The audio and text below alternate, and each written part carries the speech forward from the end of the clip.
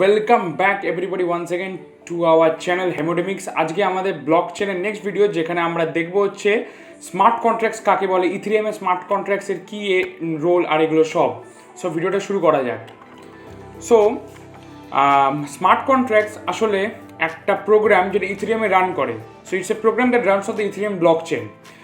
আর এর কিছু পয়েন্টস আছে, যেরকম এটা হচ্ছে একটা ইফ এন্ড এলস কন্ডিশনের প্রোগ্রাম, মানে একটা কন্ডিশন পূরণ করলে একটা কিছু সেট অফ প্রোগ্রাম এক্সিকিউট হবে, আর ওটা যদি পূরণ না হয় তাহলে অন্য একটা কিছু সেট অফ প্রোগ্রামস এক্সিকিউট হবে। তো ইফ এই দেন দিস, ইফ ইয়েস, মানে একটা কন্ডিশন থাকে, যদি এটা পূরণ হয়ে যায় ইয়েস, না হলে অন্য আরেকটা, যদি ফলস হয়ে যায় কন্ডিশনটা তাহলে অন্য একটা প্রোগ্রাম এক্সিকিউট হবে। So if and else condition থাকে। আর Solidity is the language to code the program. যেরকম জানেন আমরা সব জায়গায় প্রোগ্রামিং থাকে, কোডিং থাকে, যেরকম জাভা, সি, পাইথন, এগুলো সব কোডিং ল্যাঙ্গুয়েজ। তো সলিডিটি হচ্ছে ওই ল্যাঙ্গুয়েজ যেটা দিয়ে আমরা স্মার্ট কন্ট্রাক্টটাকে কোড করব, সেটা আমরা শিখবো এই চ্যানেলেই।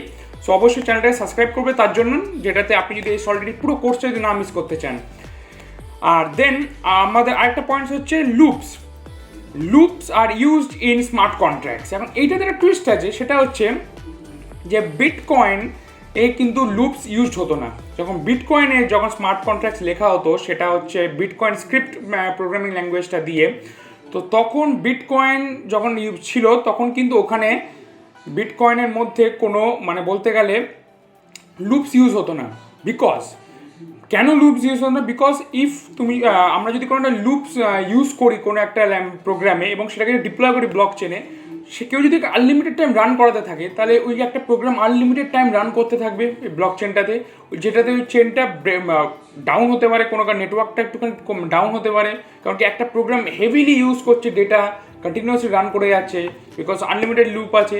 তাই জন্যই আমরা বিটকয়েনে লুপস ইউজ হয়নি। কিন্তু এখানে তাহলে কেন করলো? যদি এটা এত যদি ডেঞ্জারাস হয়, মানে কেউ যদি আনলিমিটেড টাইম ইউজ করে রাখে, তাহলে ইথেরিয়ামে তো যে কেউ ওটাকে ইথেরিয়াম নেটওয়ার্কটা ডাউন করে দিতে পারে বারবার ইউজ করে করে। মানে কেউ একটা আনলিমিটেড লুপ লাগিয়ে দিল, ব্যাস, তাহলে আনলিমিটেড টাইম রান করতে থাকছে, তো নেটওয়ার্ক ডাউন হয়ে যাবে। তার জন্যই আমাদের গ্যাস ইউজ হতো। তার জন্য ইথেরিয়ামে আমাদের যে ফাউন্ডার, তিনি একটা সলিউশন বার করে, সেটা হচ্ছে গ্যাস ফি, যেটা আমরা আপকামিং ভিডিওসে দেখবো ইন ডিটেল। গ্যাস ফিটা দেওয়াতে কী হয়েছে, যখনই একটা স্মার্ট কন্ট্রাক্ট যখন ডিপ্লয় করবেন, তখন তার জন্য একটা গ্যাস ফি লাগবে। যতবার ডিপ্লয় হবে নতুন করে, ততবার গ্যাস ফি একটা কিছু কাটতে থাকবে। তো এইটাতে কী হবে, যদি লুপ লাগিয়ে রাখেন কত 1000 টাইমস, 1000 টাইম, 10,000 টাইম, যত বড় লুপ লাগিয়ে রাখুন, যতবার ডিপ্লয় হতে থাকবে লুপস ইউজ হয়ে ততবার গ্যাস কাটতে থাকবে আপনাদের সেই কানেক্টেড অ্যাকাউন্টটা থেকে, যেটাতে ওই অ্যাকাউন্টটা ডিপ্লয় হয়েছে, যে অ্যাকাউন্টটা দিয়ে। তো এটাতে কী হবে, একটা সময় এসে তো শেষ হয়ে যাবে সব গ্যাস, তখন আর ডিপ্লয় হবে না। তো এই জন্য এটা আনলিমিটেড টাইম হবে না। বিকজ আনলিমিটেড কখন হবে? যদি বিটকয়েনে থাকতো, বিটকয়েনে কোনো এরকম গ্যাস সিস্টেম ছিল না, যার জন্য এইটা আনলিমিটেড টাইম ব্যবহার হতে হতে নেটওয়ার্ক ডাউন হওয়ার কথা। ওই জন্য লুপস ইন্ট্রোডিউসই করেনি ওখানে। কিন্তু এইখানে এটা ইন্ট্রোডিউস করেছে, বিকজ তার একটা সলিউশনও দিয়েছে, সেটা হচ্ছে যে গ্যাস ফি দিলে যতবার ওটা ডিপ্লয় হতে থাকবে, যদি লুপ যদি 10 বার থাকে তো 10 বার ডিপ্লয় হবে, একটা না একটা সময় এসে ঠিক যদি ভাবুন 7 বারে এসে তো সেই অ্যাকাউন্টের সব ইথার শেষ হয়ে গেল। তো যখন ইথার শেষই হয়ে গেল সেই অ্যাকাউন্টে, তাহলে অবভিয়াসলি গ্যাস ফি সে দিতে পারবে না, সেটা ডিপ্লয় আর হবে না। তো এটাতে নেটওয়ার্কটা সেফ রইলো, আর আমরা লুপসও ইউজ করতে পারলাম। সো এই জন্য লুপসটা আমাদের স্মার্ট কন্ট্রাক্টসে ইউজ হয়, কিন্তু সেটা আবার বিটকয়েনে ইউজ হয় না। এটাই হচ্ছে মেন রিজন যে এখানে আমরা গ্যাস ইউজ করি।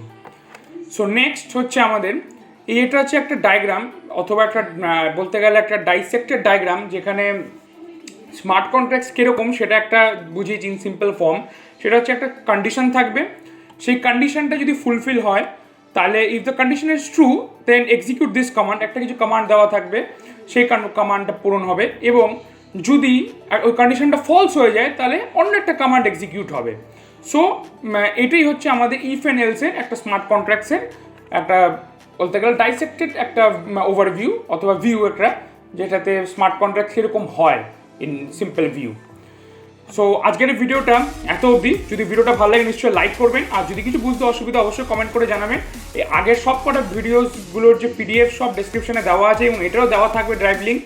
আগের ভিডিওসগুলো অবশ্যই দেখবেন, প্লেলিস্ট দেওয়া আছে আমার লিঙ্কে ডেসক্রিপশনে, অবশ্যই সেটা চেক করে দেখবেন। আগের ভিডিওসগুলো দেখবেন, হয়তো যারা বুঝতে পারছেন না স্মার্ট কন্ট্রাক্ট কি, ব্লক চেন কি, অনেক জিনিস যদি একটু গুলিয়ে গুলিয়ে যায়, আগের ভিডিওসগুলো দেখবেন, আমি আগে বানিয়ে রেখেছি, সব দেখে তারপর এখানে আসুন, হয়তো আপনাদের বুঝতে সুবিধা হতে পারে।